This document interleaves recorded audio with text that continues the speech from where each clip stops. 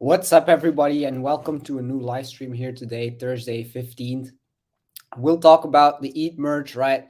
The Eth Merge, everybody is talking about it. Crypto Twitter has been full of Eth Merge everywhere in the chats. Where are we at for Eth right now? And we'll also just go over the most important things here for this week, which is the DXY. We've went over that last week. We'll have a look how that played out. And then we'll just focus on the stocks for a little bit with the SPY, and we'll take an in-depth look at each. So that's kind of the deal here today. If there's any comments, I'll look to answer them. If there's any ticker suggestions, but the first thing I want to do here is take a look at the DXY with everybody. So basically, just looking to put that on my other screen. The DXY, it has been in a parabolic uptrend. I'm on a higher time frame here, on a daily time frame.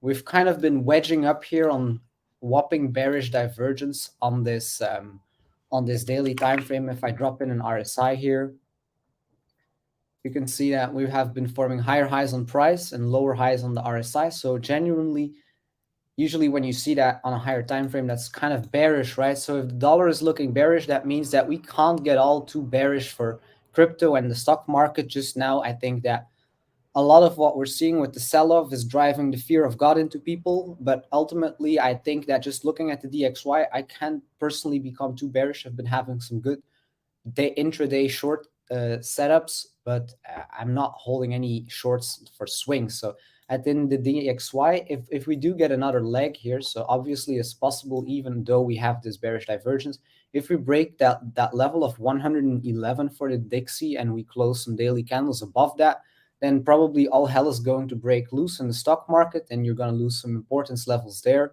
which we'll talk about in a minute. And then also Bitcoin is simply going to come down to 17.6K again. ETH is going to come to at least 1300. So really the Dixie is something that I keep on my watch list on the daily. That's just what gives the game away, whether shorts or longs are generally going to be in favor. So the Dixie here, if we do see a retracement to this 50 EMA, and especially if we lose that 107 level for the Dixie, then I think we'll come down here basically, because once we fall out of this ascending wedge here for the Dixie, we're looking to come back to the first touch point of that wedge at around 101.5. So that's a pretty big move for the Dixie from where we're at now. That would be a 7.6% correction. Would still be very healthy for this chart to do that. Would just simply be retesting the previous swing here before ultimately maybe we'll give it another go. So really, if this retraces, then definitely we can look for more longs on the stocks and on the crypto side. And if we break the level of 111, that's the big one where I'm putting my alert, and it's going to run for the hills basically. So that's the Dixie. Going into stocks here for this week, and then we'll just go over the Eth Merge after that. So for stocks, I've been looking at the SPY always, and we're specifically looking at a retracement to that 362 level here for me. From that 431 swing high, we're basically hanging around at that 618 retracement to the previous swing low. So we're ultimately at a very major bounce point for the stock market, in my opinion.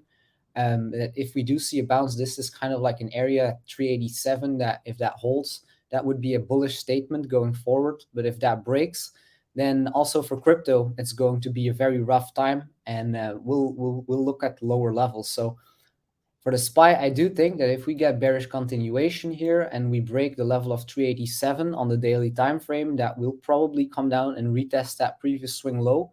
And if we don't hold that, then definitely 345 and 325 are levels that I think are realistic to come down to in a bear market. So we kind of have to hold this 387 here already, because losing it will be a very big precursor of more downside to come. So that's something that I'm looking for. And then finally, we'll go over the Eth Merge here, and we'll spend a lot of time on that, because that has been the hot thing in crypto and everybody wants to hear about the Eth Merge. So personally, I'm not all too impressed with what this Eth Merge did to the daily time frame here on ETH. Essentially, we've been having lower highs ever since the all-time high at nearly 5K. We've had a high at nearly 5K, a high at around 3.5K, and now we have a high at around 2K. So like, just technically speaking, there's nothing all too exciting quite yet. We haven't broken the general bear market here. So short term, it still makes a lot of sense to look at lower levels for ETH. So even though this ETH merge is also something that it created so much hype and so much willingness to buy ETH, and someone is just also like trying to fill their orders basically. So definitely investing into this right now, I would personally look at lower levels for ETH to come in the next coming days, probably, and weeks.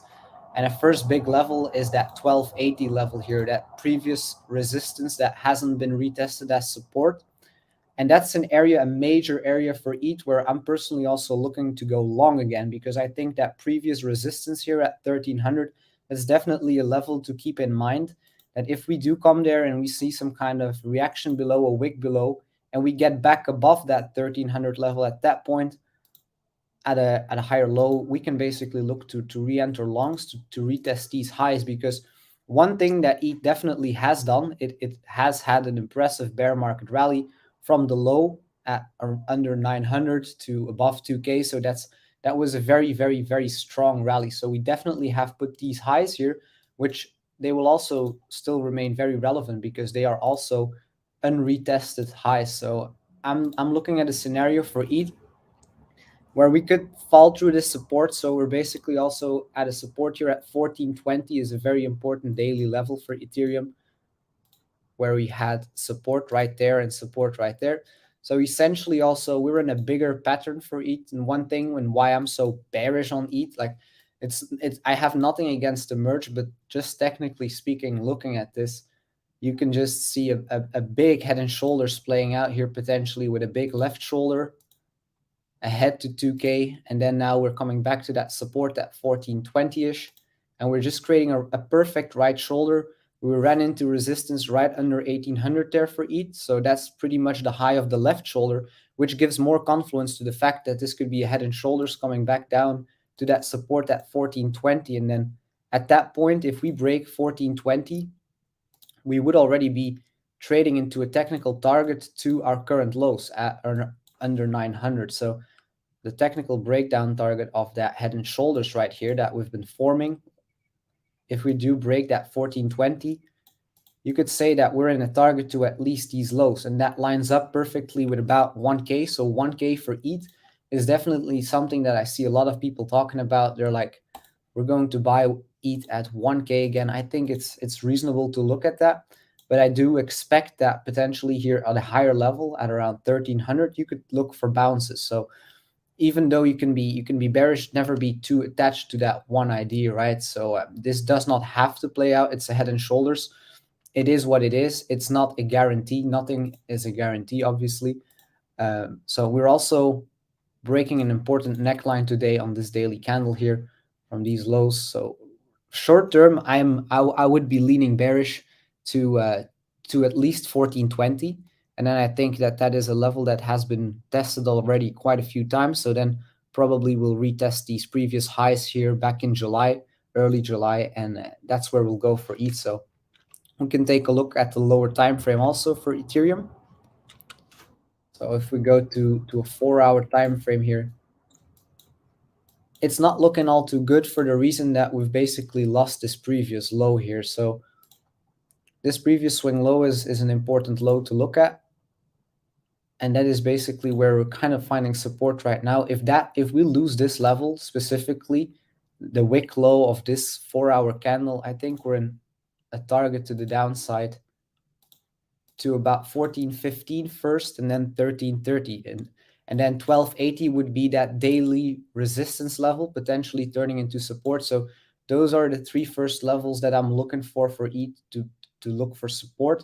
Is basically that 1420 area also on the daily and lines up here, and then 1330 and 1280. So, and a big precursor of that, if we see a 4-hour candle close below the wick low here, below this 1488.95, that's going to be a huge precursor to coming back to lower levels. And then it doesn't make sense to become all too bullish on a narrative, right? So ETH to the moon and only new highs. There's a lot that will need to happen for ETH. So the bullish case scenario for me would basically be breaking above 1700 again, and then looking for 1800 and more. That's also something that can happen. Obviously, we're at support. So if we're going to a lower time frame here, let's see what we can get maybe. So essentially today we've had a huge move down here. We rejected under that 50 EMA. We came down, and now we're basically correcting up under this 50 EMA, and essentially we're already trading in a bear flag target here from under the 50 EMA here to that wick low, and we're basically correcting up, but this is just a corrective move. This is nothing to become all too bullish about. So once we kind of break this support, we'll be in a whopping downside target. Also, that gives more confluence to our shorts to 1420 and lower levels. So that 1420 and then 1380 is definitely to the downside what I'm personally looking for. For upside, however, because we've also had a steep drop off, so the reverse of that is also that it's probably also, it doesn't take too much to get back into this range. And at that point, you would want to look at potential long scenarios, right? So the way that we can go about this is we can take some trend-based fibs here from this low to this high to this higher low. And basically we can play off this previous high here for each right now. So if we bump above 1520 and we hold like a nice 15-minute candle above it and retest that as support, then highly likely you'll come back to that 1550 and then back into this range and this huge price block, this huge consolidation block for Ethereum at around that 1600 level. So there's always two scenarios here. So one scenario is to the upside, and then I would specifically look at 1520 to break for more confirmation to the upside. And then for downside, I think that we are in these targets on the daily time frame and on the 4-hour time frame, where essentially it will be necessary for ETH to retest some lower support levels. That does not necessarily need to mean that doesn't necessarily mean that we have to lose this low. But if we do lose this low in the coming weeks for Ethereum, then it can get pretty nasty, because then the bigger this relief rally was, like, the thing is, this relief rally was very significant. The only downside with it is if it reverses, it can also reverse very, very heavily. Like, the higher you pump, the more you dump, the more you dump, the more you pump. That's basically how that works. So if we do lose the low here for Ethereum, it would not hurt, in my opinion, to set some DCA buys here at 700 and like that 525 area. Those would be very realistic targets if we do see all of these levels lost. So we need to cascade through a whole bunch of support first. But if we do end up doing that, and specifically if we do end up breaking like 1280 again, then it's very likely that you'll revisit sub 1K and then deep into the sub 1K level. So the Eth Merge is definitely not something that has proven anything to me quite yet. So I could be wrong. And then the invalidation to that will simply be breaking above 1800 again for ETH, 1800. And then, yes, we'll probably continue to the upside. But right now, I think that the narrative is quite like over. The merge is here. Nothing has really changed in terms of the price. I mean, I'm just looking at the price, and it didn't. The only thing I saw today was a little bit of a sell-off. So I'm not all too impressed by it myself. But I'm just always looking at the price, and I'm less so concerned about what it does for the project. I'm just more so concerned about trading all of this. So that's what I have for Ethereum, and I think that on that note, I'll just end it there, and we'll look to short or long Ethereum in the Discords, in the Penny Boys and in the Titan Discord. So definitely come hang in there. The links are in the description, and I'll see you there.